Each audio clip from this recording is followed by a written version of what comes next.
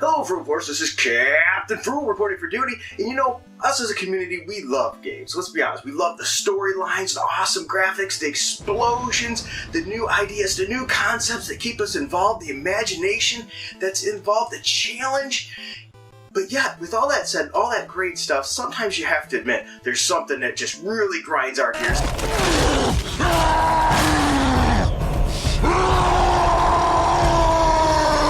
So I thought I'd do a video about 5 things that aggravate us about gaming. But you know what? I don't want it just to be a complaint fest of me doing 5 things and blah, blah, blah and complaining. So I reached out to 4 other wonderful YouTube channels that are usually very positive. Let's be honest. We love games.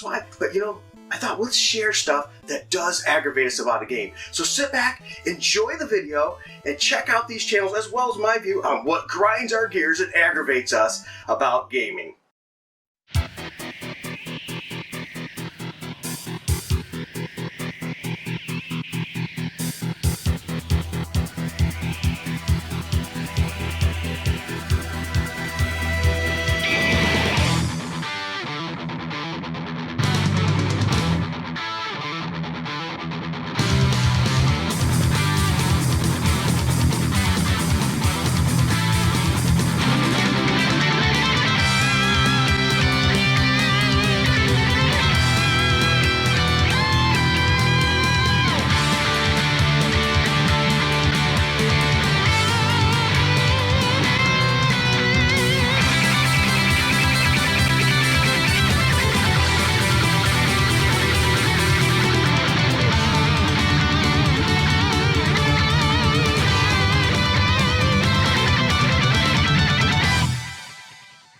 Thank you so much, Captain Frugal, for having us on your channel. Such an honor. We're glad to be here. You asked us some things that fire us up in video games, things that grind our gears. I'm going to let Robert start this one off because once he gets going, it's hard to shut him down. Yeah. Well, I want to talk about Mario 64, but that's a very specific thing. I'm going to talk about digital versus physical.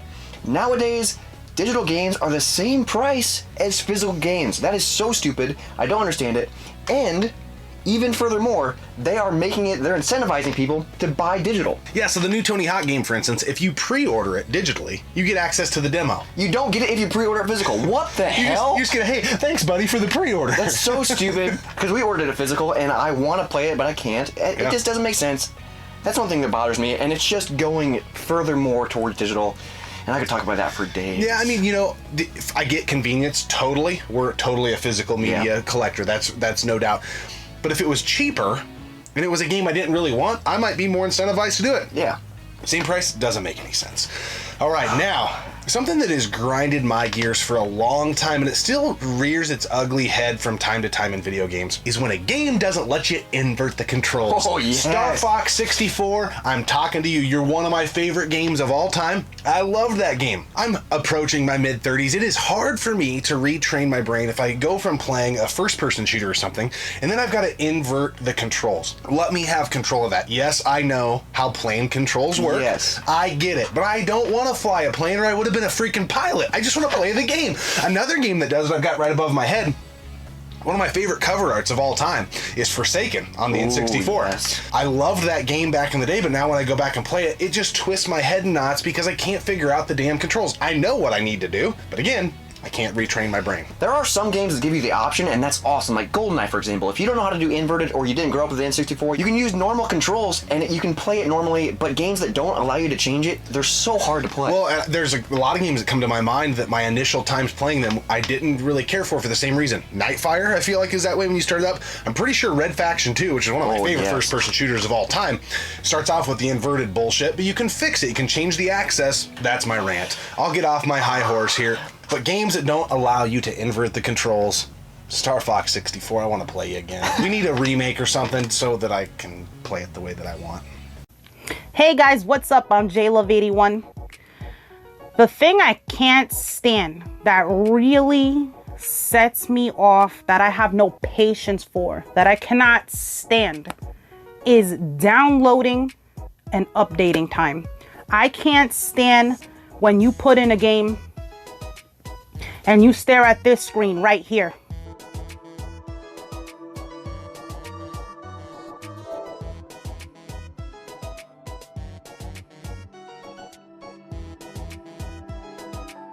You get a brand new game, you get excited, you just want to pop it in and play it like back in the day. Maybe that's the retro in me, but now you put the game, depending on the size of the game, how much of a waiting time you have. It's ridiculous. You think that you have maybe 5 minutes. No, not all the time. Sometimes 45 minutes, sometimes 3 hours. You're waiting to play the game. And if it tells you this screen right here,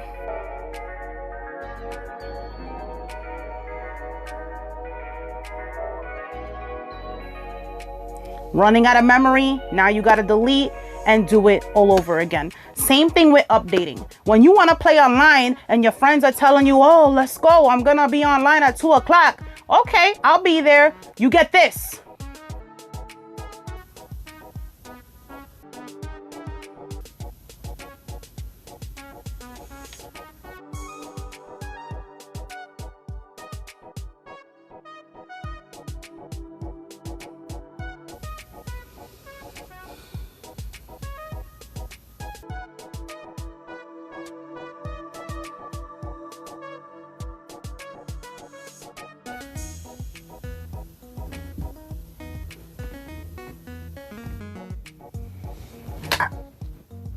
I can't.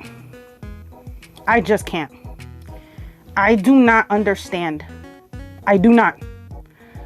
Why? I'm trying to figure this out. Why do we have to wait so long?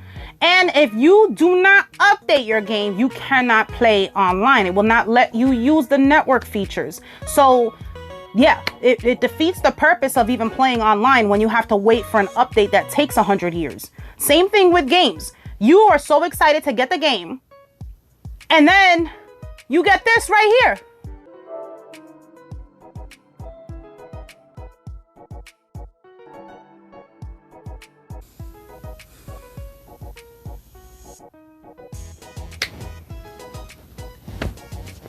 You might as well just put it the night before. So now you know, put it on rest mode, you'll be able to play it the next day. It is crazy. Now that's the one thing that really aggravates my soul. Downloading time and updates. That's the only thing I really can't stand about modern gaming. But thank you so much for having me on, and I'll see you guys later. What's going on, guys? It's MegaDan29, and today I am on Captain Frugal's channel telling you what bugs me in retro gaming. And that thing would be time in video games. I can't even tell you how many times I get annoyed at it. So in life in general, I don't really like being hurried up to do anything. I like to take my time and enjoy what I'm doing, and I don't like to be rushed very much. So some of the games that I just can't stand that there's time in them, and I don't understand why, are games like Double Dragon. Now with some of these being arcade ports, I get that, but we're not playing at an arcade right now where you need to pump quarters into it. We're at home sitting in our living rooms playing these games, and we don't need to be rushed. So Double Dragon was one of them that I just don't understand why there was time in the game. Also, Ghosts and Goblins, another arcade port, I get it, but why is there time? Why do I need to hurry up? Why can't I just take my time, do what I want to do, explore the level, have fun, and just play the game? And a lot of people could say, well, they didn't want you to be able just to rack up high scores and this and that. Does it really matter when I'm just playing at home? Once again, this is something that matters if you're at the arcade and you're trying to get the high score, but I'm just at home in my living room trying to play. And another game that's a great example of that is Castlevania. Why am I being rushed through it? Why do I have to hurry up to go kill Dracula so quickly? Why can't I just enjoy the scenery of the castle and do what I want to do and enjoy the enemies? So that is my pick. I can't stand it in life, and especially in video games when I'm being rushed to do things. There's a time that it calls for it, like say it's a rush mission, a bomb's gonna blow up or something like that. But I'm talking more along the lines of something like these games are great examples of not really understanding why that's in the game. And I would even argue in Super Mario Brothers that I don't like it either. But I could see why some people think it's okay to be in Mario to keep the pace going. But in these games, there's no excuse let me take my time here. Thanks for letting me be on the channel, Captain. What's happening, Captain Frugal and all you Frugalites? What does the old trollster hate in gaming? Well, I've been gaming long enough to have a laundry list of things. Let's see here. Pay to win, grind the same thing over and over, Diablo 3, not like Diablo 2, too many boxes that cost money in games. Okay, let's just get to the big one here. For me, what drives me straight up a wall? How about unskippable cutscenes? As you see in this video here, we'll just keep it playing. Unskippable cutscenes drive me crazy.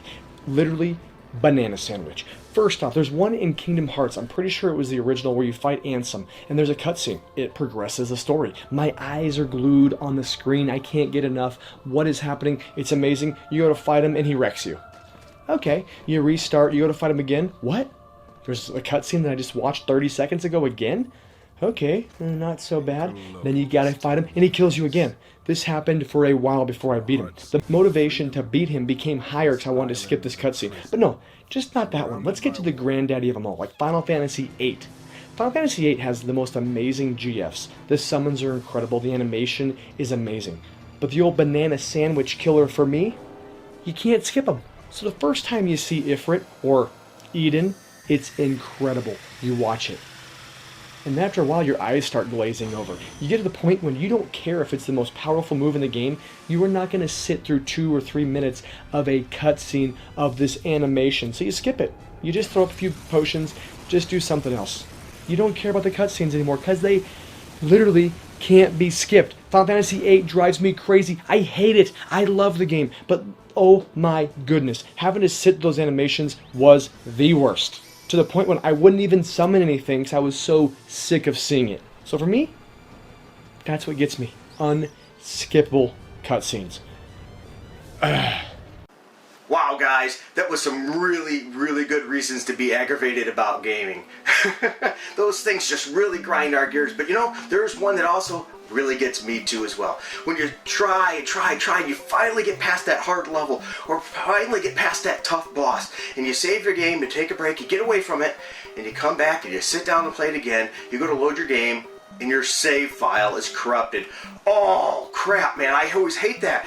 You know, you go there and boom, and it's there. So I try to multiple save if I can, you know, save before and that, because I don't trust autosave. I don't know about you guys, I'm old school, I don't trust autosave still today. Maybe you do if you're a new school gamer, but from us old schoolers, you know what I'm talking about. You can't always trust it. So anyway, I save it, save it, and save it, and save it again. Some of the games don't allow you to do that, so you're really at the mercy of that. So once again, I hate that. You log into that game, go, and then you find out your save file's corrupted. You have to start all the way from the back again. Now, granted, if it's a great game, you might not mind so much, but if it was one you really grinded to get there, ooh, that could be terrible, especially if you're doing something like an RPG where you put in 100 hours in a game. That could really grind your gears. It reminds me of way back in the day when I was playing Final Fantasy 1 on the NES, and I got, I think, about 12 hours through, and my save file got corrupted on the NES. And so therefore I had to start again. I will tell you, I never played that game again. I never did. I refuse to. I will never play that again. I know it's on me. It's my bad, right? But you know what? I just can't bring myself to do it. I don't have enough time anyway today to play a lot of RPGs, so I can't afford to have my save file corrupted. It just makes me, oh, it makes me want to throw the controller right through the TV. I also want to take a moment to say thank you to everybody that contributed to this video. Go ahead and check their links down below. They have amazing channels. They deserve more attention, a lot of positivity, a lot of great game talk, great chat, great discussion, great gameplay. I think you'll find these channels a lot of fun. I don't just say that. I reached out to these channels because these are channels I watch and that I enjoy. And I think if you enjoy this channel, you're going to enjoy these too, maybe even more than mine. Oh dear, I shouldn't say that, right? But I hope you enjoy this. Like, subscribe, hit that notification bell. And hey, maybe we'll get some more collabs like this if you like them. We'll see you next time. Until then, keep it frugal.